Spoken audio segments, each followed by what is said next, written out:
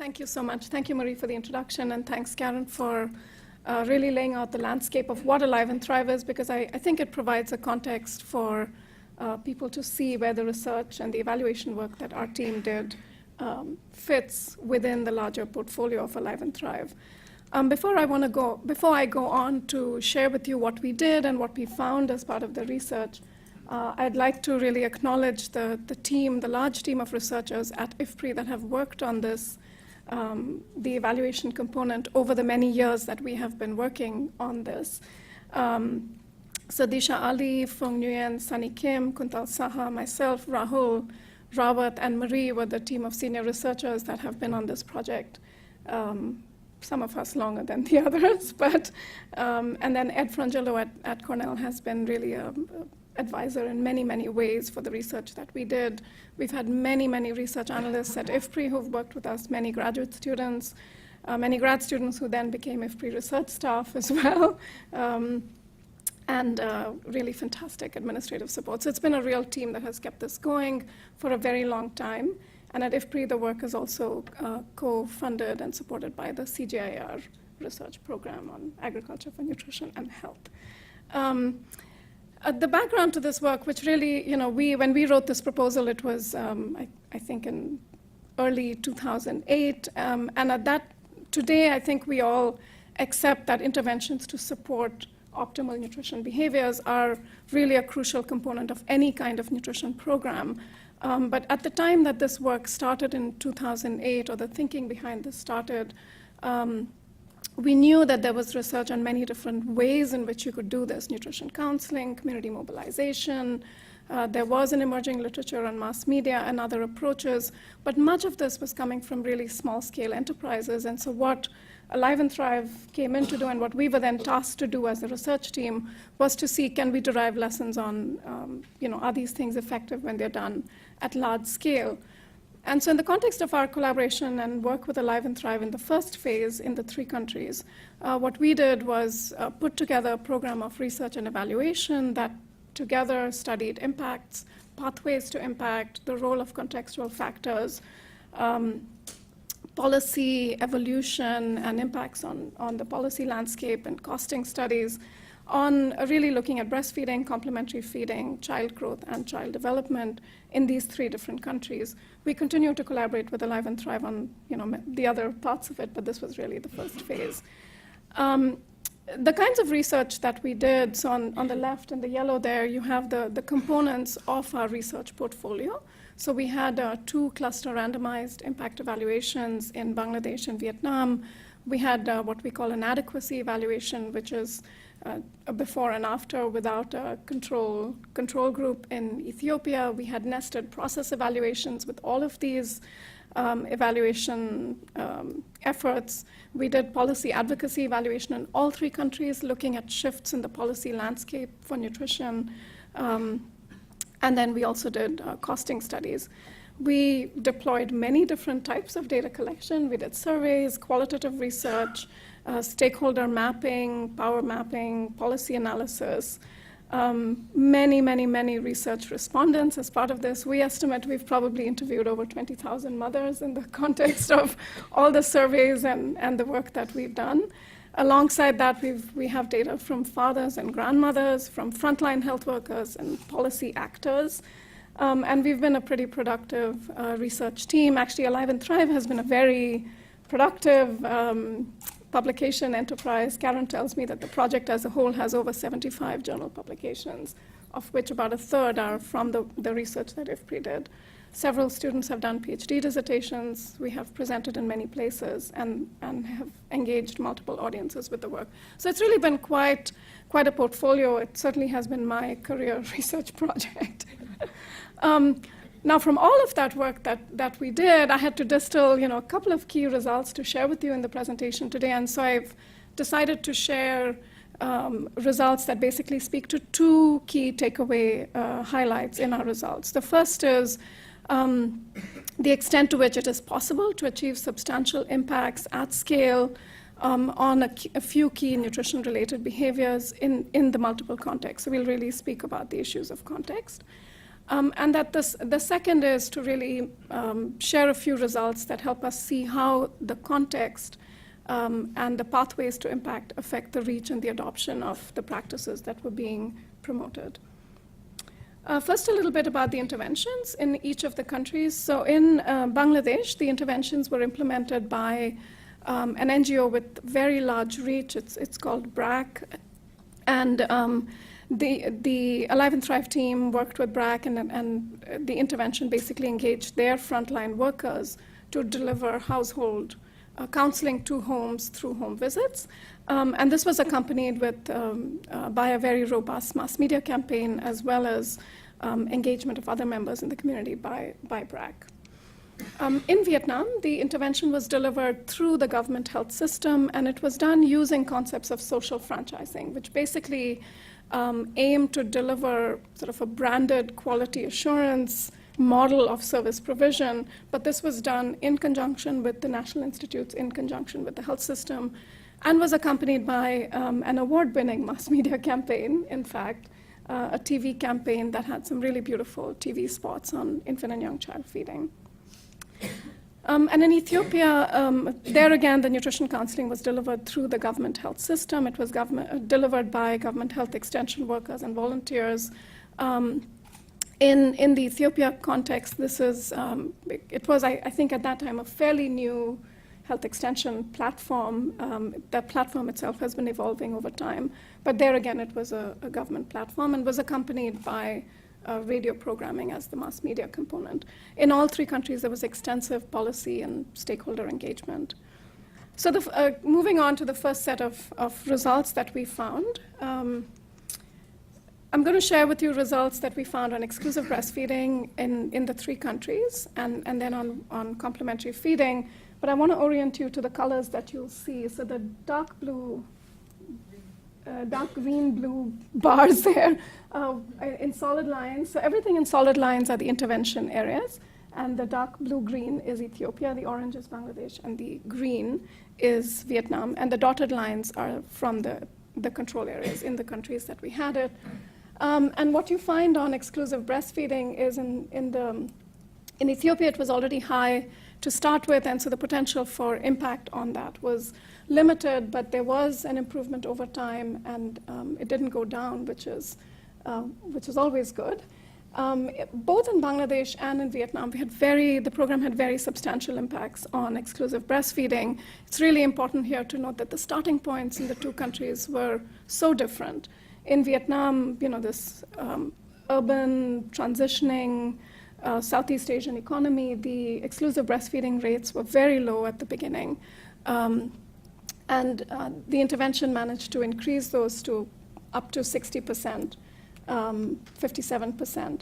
And in Bangladesh, it went from around the 50% close to 90% over the intervention period of 3.5 to 4 years in between the two surveys. So really very impressive set of results on exclusive breastfeeding, but as you can see, quite different contexts for those achieved results in each of the countries. On complementary feeding, so we were looking here, we looked at really a series of feeding behaviors, and these are just two of them, just to illustrate the comparisons between the countries. What we found there is, here now Ethiopia is in the bottom part of the graph, which would not be a surprise to anyone who knows diets and food security in Ethiopia, but there the increases, it doubled, but went from 6% to 12%. So there's still a lot of room for improvement and growth in that context. In Vietnam, it was again already high to start with and increased in both of the groups, so it wasn't very different between the two groups. And in Bangladesh is where we saw the most dramatic impact on complementary feeding behaviors. So again, like I said, these are just a very narrow set of behaviors to illustrate for you the kinds of changes that were seen over time and the extent to which the context for the implementation and the uptake affects the results.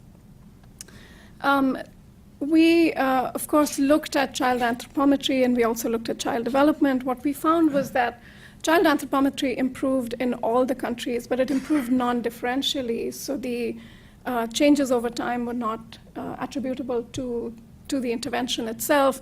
In subsequent analyses of our data, we did find that there were very rapid changes in some of the underlying issues that affect stunting, and that those had contributed to declines in both of the groups.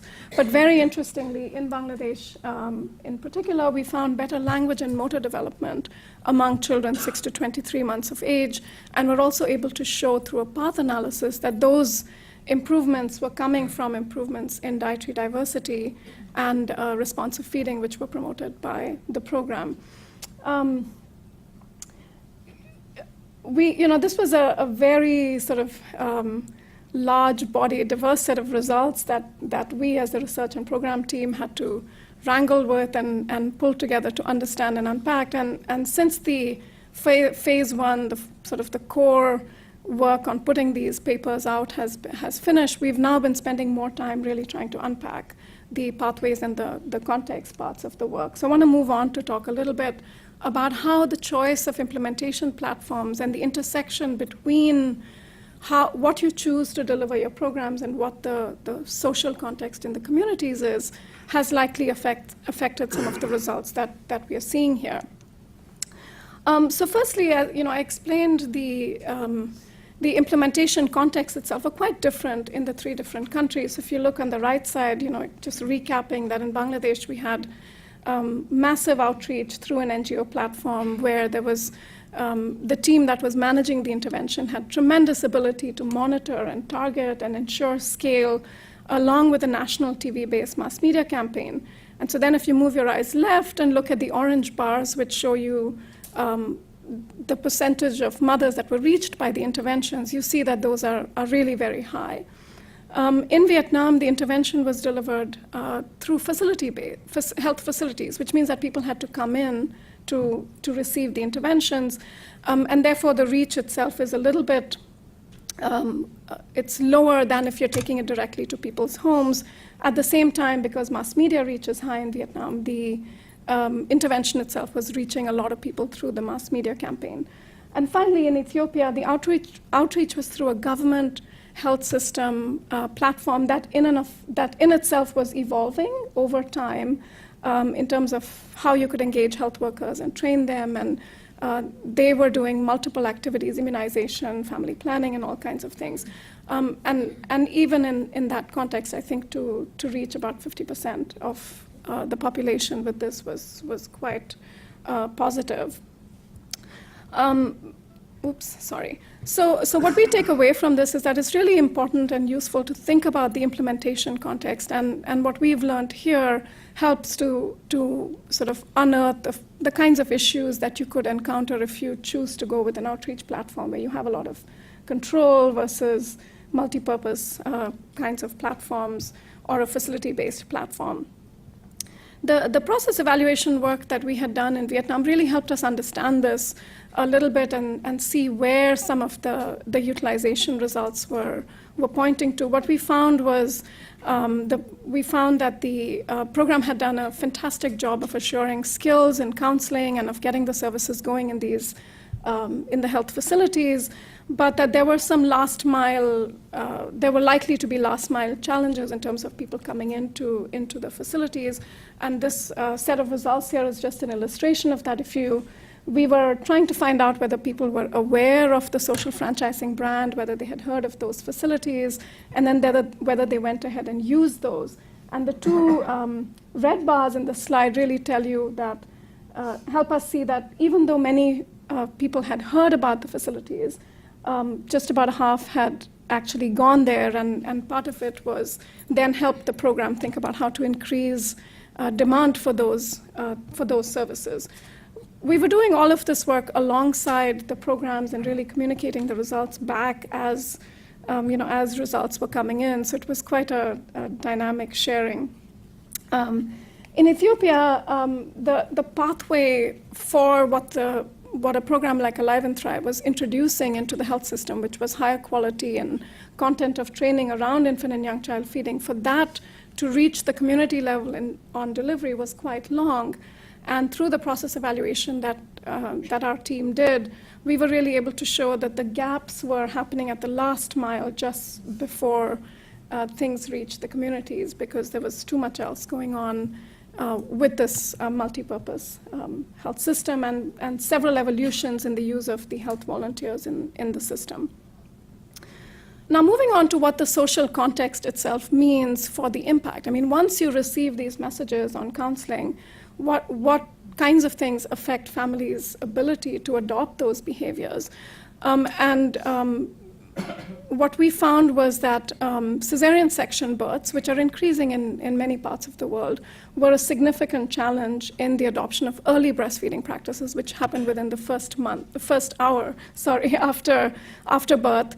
And using these results, the program has now established strategies to reach out to women who are having cesarean births and address early breastfeeding in that context.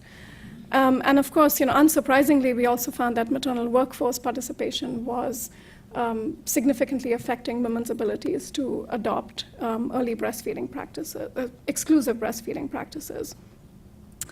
And lastly, then in Bangladesh, we found that in Bangladesh the interventions were really reaching 90 to 95% of families at any given point in time, and were doing so continuously over a 2 to 3 year period. At the same time, the social context there, especially socioeconomic status, really seems to have affected the ability of families to adopt behaviors related to increasing the diversity of diets. And so that really gives you some clues about if you want to increase the impact in a country like Bangladesh, you would have to couple the behavior change with some other interventions.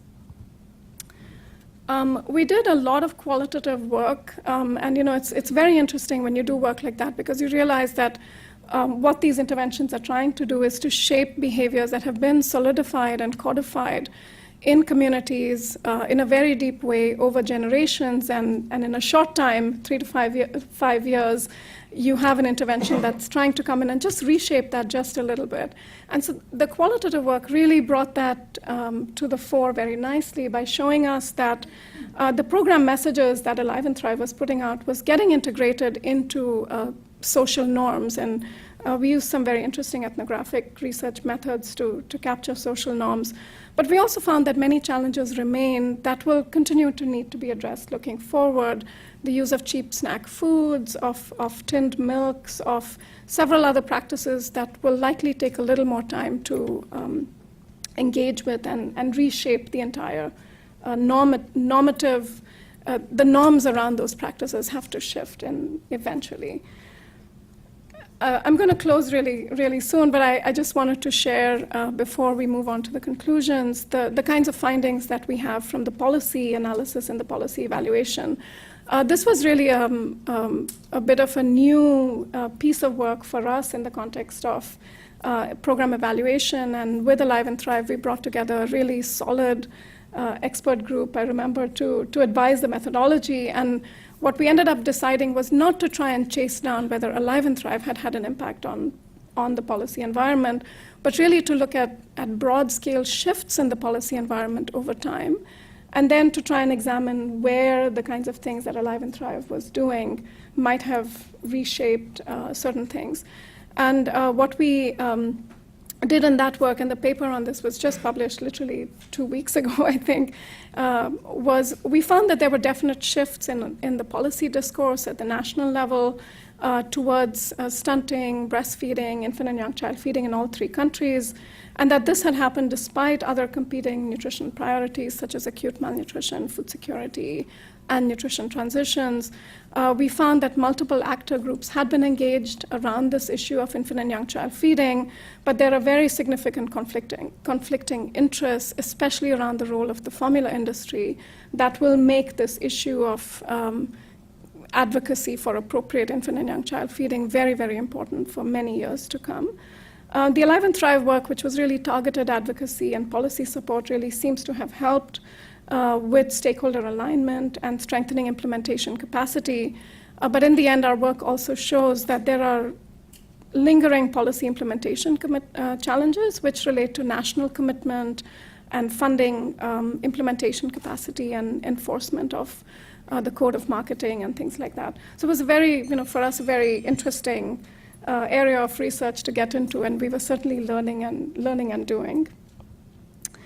So to close up, and I think I'm reasonably on time here, what we've learned from the research that we've done with Alive and Thrive is that this model of really trying to operate at scale with a multi-component, multi-pronged, data-driven approach to behavior change communication did help to improve nutrition behaviors, such as infant and young child feeding, and it did so at scale and in diverse contexts.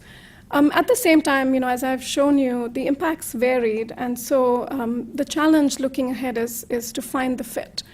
Finding the fit between what behaviors can be changed, what implementation platforms can be deployed, what the social context is going to be like that allows that intervention to take root and have an impact. And so the implementation, utilization, and adoption of specific behaviors are all affected by context. We think Alive and Thrive chose really the best platforms that were available at that time to deploy the intervention at large scale. And the lessons, therefore, are really quite interesting. Looking ahead, we are already continuing work with Alive and Thrive, looking at sustainability of these impacts in Bangladesh. We've looked at addressing other areas of nutrition, such as maternal nutrition, again in Bangladesh, and are discussing some work around that in India as well. Like Karen said, Gen 2 is yet to be shaped and determined, and so I'm hoping that what we'll see is a really even more long-standing collaboration. 10 years is really long. I don't think I've ever been involved in something that long, but since I have the podium, I'd also just like to say, I think Marie's comments about the vision have right on the money in a sense, and for us as a research team working with such a large initiative, I think we've learned so much and grown so much as researchers that engage with these types of initiatives. So we're very grateful, I think, as a research team to have been part of this large journey. So thank you for that.